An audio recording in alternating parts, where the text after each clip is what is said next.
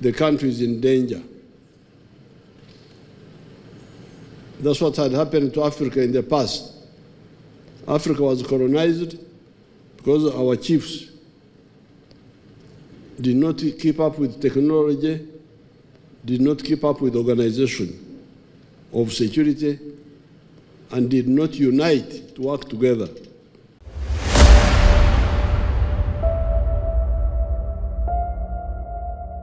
I want to thank the instructors for training you very well. Before we came here, we witnessed some exercises which were excellently executed. And those showed that the training has been good. I also want to thank the CDF and his commanders for bringing a new spirit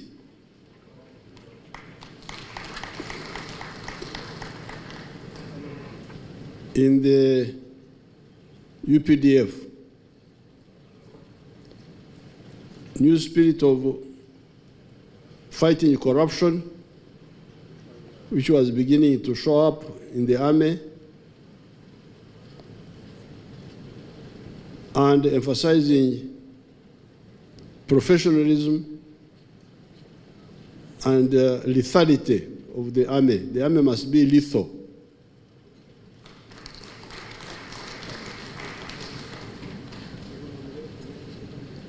The army should be sharp, not blunt. And that's what the CDF has been talking about here. As I made the remarks when we were down there in the exercises, fighting is about two things: offense and defense.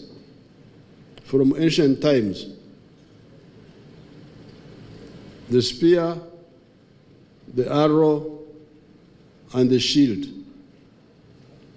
How to defend yourself and how to attack the enemy.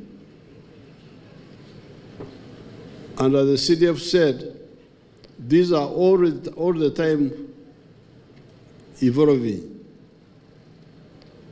It's therefore very crucial for the army to keep pace, not to lag behind. When the army lags behind in technology and fighting skills and organization, the country is in danger. That's what had happened to Africa in the past. Africa was colonized because our chiefs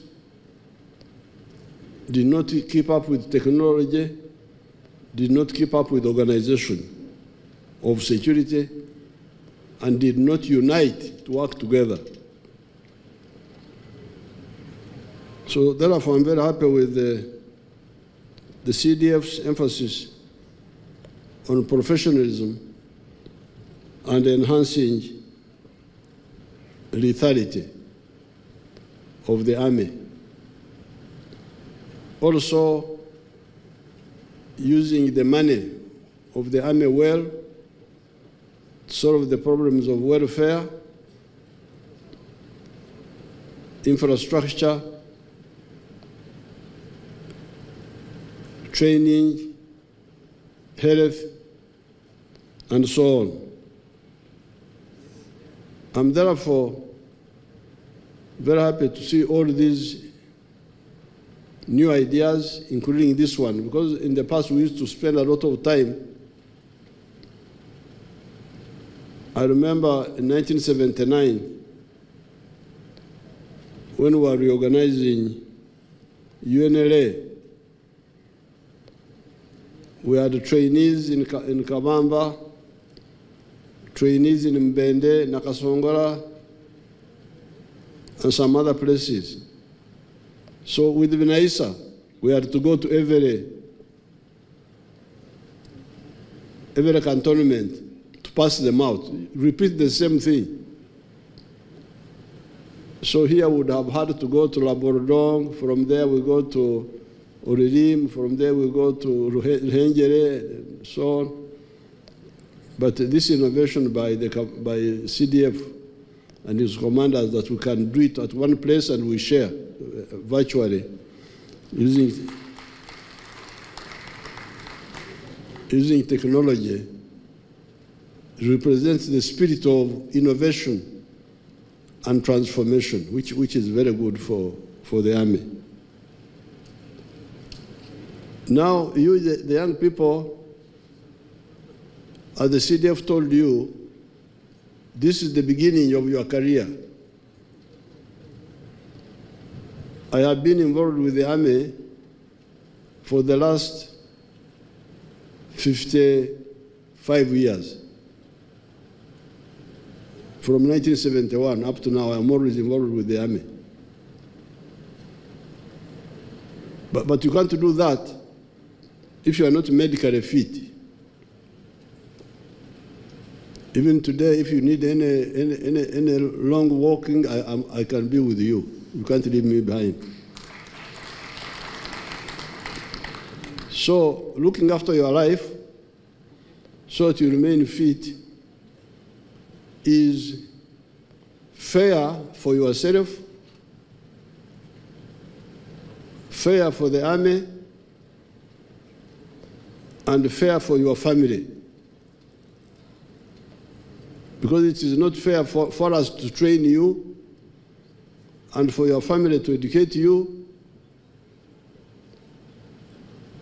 and then the army which has just recruited you, now we find that you are medically unfit now. You will have let us down. Let yourself down, and also let us down. So it's very good that you look after yourselves so that you can be able to serve your country for a long time. Your Excellency, uninvited guests, today's graduation function of our military recruits is not an ordinary one for many reasons. First, in terms of the record number of those that are graduating, a big number, one that we usually do not see graduating in one go. Second, the hybrid nature of the occasion, with slightly over a third of the total recruits physically present here and the rest participating virtually through the screens that you've been seeing. Third, the direct participation of half a dozen military schools that I mentioned when I was going through the protocol. All these schools have nurtured these young Ugandans into warriors ready for battle. They have introduced them to our UPDF way of life, a life that is undergirded by unwavering discipline, courage, and loyalty to Uganda, to UPDF, and to our visionary President and Commander-in-Chief of the Armed Forces. Your Excellency, let me take this opportunity to thank and applaud the young patriotic Ugandans before you for the very important decision they took to join the military. We all know that it takes serious consideration for one to arrive at such a decision, that is, to serve their country and people selflessly. We know that they are venturing into an area where others dare not tread. we know that they are ready to lay down their lives for the benefit of their countrymen and women. In fact, I contend that to become a warrior is the highest vocation or calling one can have. Nothing I can think of compares or comes close to it. Your Excellency and distinguished guests, the young men and women here have undergone a rigorous training regime since enrolling into the Army 9 months ago. They come from all the districts and regions of Uganda, as is envisioned in the Constitution, which says that the UPDF shall have a national character. We are confident that they have been successfully transformed into effective combat fighters, ready to undertake any military and operational tasks as may be. Your Excellency, the young men and women here also represent institutional renewal, and they are therefore a most welcome and valued addition to the UPDF ranks. With this reinforcement, we will be able to achieve a lot more. However, I should point out quickly to the militants, to the soldiers, the new soldiers, that the end of the basic military training course is merely the beginning of your military career and your military journey. A lot more training is yet to come, and will continue to sharpen you until you are the best warriors there are, so that you are able to deal with whatever is thrown at you in the line of duty.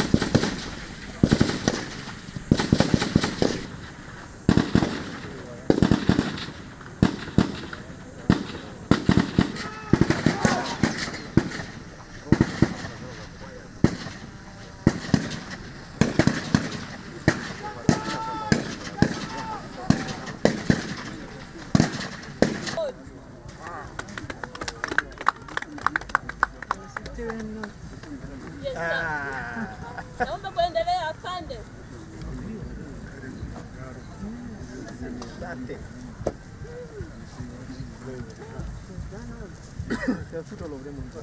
Let them face this way and listen. I'm Recruit Okelo Isaac Kwaro. I was given third round. I've managed to put all on board. Now I'm going to lay a friend.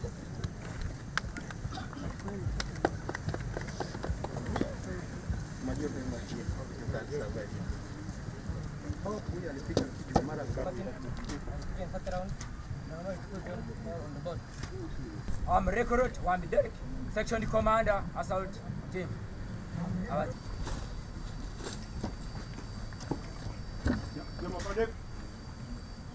I'm Recruit Chatuka Nixas Wandanga. I was